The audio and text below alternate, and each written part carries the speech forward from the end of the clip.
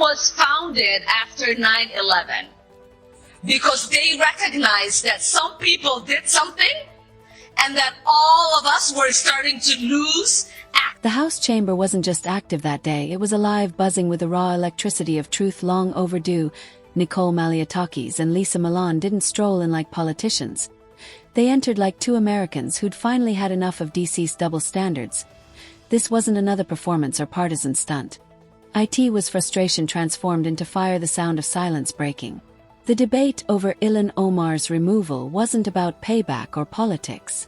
It was about something that's been missing in Washington for decades: accountability. For years, Americans have watched elected leaders insult, divide, and disrespect the nation without consequence. But not this time. That illusion of immunity shattered when Nicole Malliotakis and Lisa Milan took the mic. They weren't just speaking for themselves, they were echoing millions of Americans tired of watching values sacrificed for political gain. Their message was sharp, simple, and unshakable. Leadership isn't privilege, it's duty. And then came the sting that still burns in America's memory: Ilhan Omar's infamous remark about 9/11 when she dismissed it as "some people did something." For the families who lost loved ones, for firefighters and police who ran toward the flames, those words weren't just careless. They were a gut punch Nicole Malliotakis didn't forget. Neither did America. That hearing wasn't just about a quote, it was about respect, about remembering who we are and what we stand for. And by the time the speeches ended, the message thundered through the chamber. Congress finally found its backbone. It proved that integrity still matters, that patriotism isn't outdated, and that the sacrifices of 9/11 will never be reduced to "some people did something." The reasons why the Representative Omar should be removed from this committee, but I feel like all the reasons have not just yet been stated, which is why I rise to add for the record. We've heard about the comments that were made regarding anti-Semitism and anti-Israeli views, but I rise to add to the record that as a member of the Foreign Affairs Committee, I've sat there and heard the representative actually spew anti-American rhetoric. When Nicole Malliotakis took the floor, she didn't sound rehearsed. She sounded real. Her tone carried calm conviction, the kind that silences a room without raising its volume. She broke down Ilhan Omar's troubling record on the Foreign Affairs Committee, exposing comments that undermined allies and cast doubt on America's global purpose. Malliotakis wasn't grandstanding. She was drawing a moral line between free speech and reckless disrespect for the nation that gave her the platform to speak. She reminded her peers that Congress isn't supposed to be a stage for ego or social media clout. It's supposed to serve the American people, those who still believe in honor, sacrifice, and truth. When she spoke of the flag, what it really means, the noise faded. The room didn't fall silent because of fear or politics. It fell silent out of respect. For one rare moment, Washington remembered that real leadership doesn't shout, it commands. I've been in that committee room where the representative equates Israel and the United States to Hamas and the Taliban. Absolutely unacceptable for a member of that committee. I've also heard the representative equate that it is the United States' fault that there is turmoil in Venezuela. That is not because of the oppressive socialist and communism that has spread throughout Central and South America and Venezuela at the hands of the Maduro and Hugo Chavez regimes. That is unacceptable. And as a New York representative, to hear the representative belittle, to try to Then came Lisa Milan, not a showboater, not a headline chaser, but a truth teller.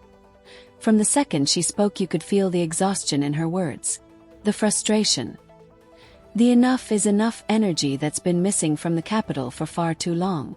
Her anger wasn't personal, it was principled.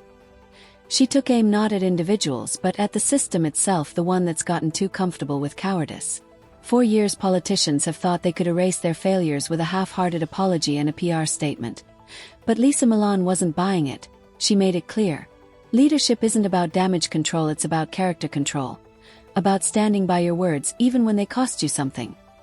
Her voice sharpened as she reminded everyone of that sacred oath, the one too many forget after taking it. Accountability, she said, isn't cruelty, it's respect. Respect for the people who trust you, respect for the country that gave you the honor to serve. The chamber went still, no one interrupted, no one could Because Milan's message hit harder than any partisan jab. Democracy doesn't survive on slogans, it survives on responsibility. First, a terrorist attack on United States soil on September 11, 2001, as some people did something, that is unacceptable as well. And I hold the same standard for this side of the aisle that I do the other, because when another colleague on my side said something about 9/11, I also voted to have her removed from the Education Committee because I thought that was inappropriate. So I'm being consistent here, and I hope my colleagues will do the same to show that this is about consistency.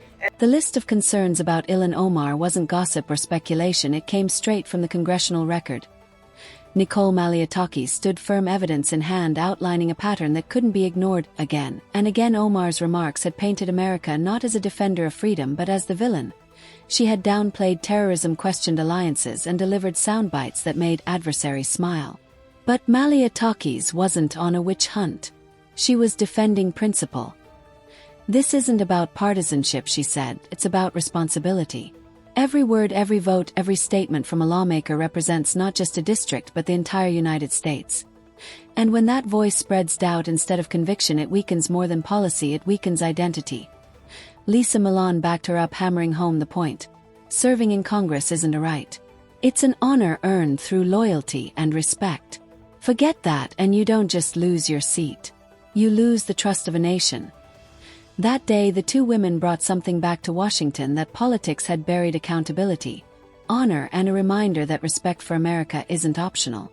It's the job description. Because we should not have an individual with those views on the committee that is tasked with representing our country and our Congress to foreign nations. I yield back. The gentlelady yields back. Gentleman reserves. The gentlelady from Michigan is recognized. Thank you, Mr. Speaker. And to use that logic, well, then all those people should have just said sorry and we'd move on, right? But no, we don't do that. And let me tell you, I take a little bit of offense to what the hell is wrong with me. I'll tell you, there's nothing wrong with me. I took an oath to defend the Constitution, and that's exactly what I'm going to do. Again, I'm not going to apologize. As the chamber braced for the vote, the air was thick with history. Every glance, every whisper carried the weight of something monumental. The gavel dropped, the echo hit like thunder. Ilhan Omar was officially removed. And the silence that followed wasn't cold, it was electric. This wasn't vengeance. It was vindication. For the first time in years, Americans watching from home saw something rare: unity, not between parties, but between principle and truth. When applause broke out, it wasn't for victory, it was for validation, a long overdue reminder that integrity still has a seat in government. From living rooms to newsrooms, across every comment section, people could feel it, a spark of belief reigniting. Nicole Malliotakis and Lisa Milan didn't just win a vote. They restored a standard. They proved that accountability isn't punishment, it's progress. And as the chamber cleared, the message lingered.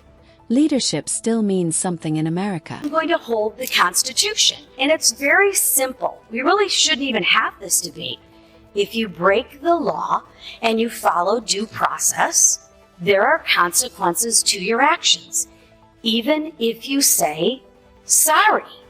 So we can try all of the diversion tactics that we would like. It doesn't change the fact that someone broke the law and that someone should be held. The story didn't end with Ilhan Omar's removal, it only began. For Nicole Malliotakis and Lisa Milan, this wasn't closure, it was a call to arms. They stood on that floor and reminded the nation that this fight wasn't about one committee seat, it was about defending American spirit itself. The belief that patriotism isn't outdated, it's under attack. They made it clear. If we don't protect it, we lose it. Their challenge to the people was bold: stop voting for slogans, start voting for integrity. Real change doesn't come from polished speeches. It comes from citizens willing to demand honesty, courage, and faith in something bigger than politics. Their message echoed through the Capitol halls like a wake-up call: patriotism isn't hate, accountability isn't cruelty, and truth isn't negotiable. As the cameras dimmed and the day ended, Malliotakis and Milan didn't just close a chapter, they opened a movement. disappointing, Mr. Speaker, that their own party can't hold them accountable, that they have such hypocrisy. So with that, I yield 2 minutes to my friend from New York, Nicole Malliotakis. Gentlelady is recognized for 2. The aftermath of Ilhan Omar's removal shook Washington to its core. Suddenly silence broke into noise, lawmakers scrambling to pick a side. The halls buzzed with tension, media swarmed like bees, and America leaned in to watch. But through the chaos, Nicole Malliotakis and Lisa Milan walked out calm, not celebrating, not gloating, just grounded in conviction. They didn't need cameras. The truth was already loud enough. Veterans, first responders, and everyday Americans flooded social media with one word: finally. Finally, someone in Congress acted like leadership still mattered.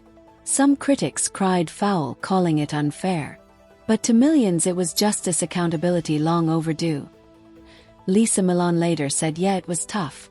But when the choice is between comfort and country, I'll pick country every time. Nicole Malliotakis, molded by New York grit and the memory of 9/11, echoed the same. They weren't driven by politics, they were guided by principle. Their courage sent a quiet message that roared across the nation. Truth still matters. Integrity isn't extinct, it's just been waiting for someone brave enough to defend it. That day America didn't just watch history, it felt it. Because when leaders stand tall, a nation remembers how to rise.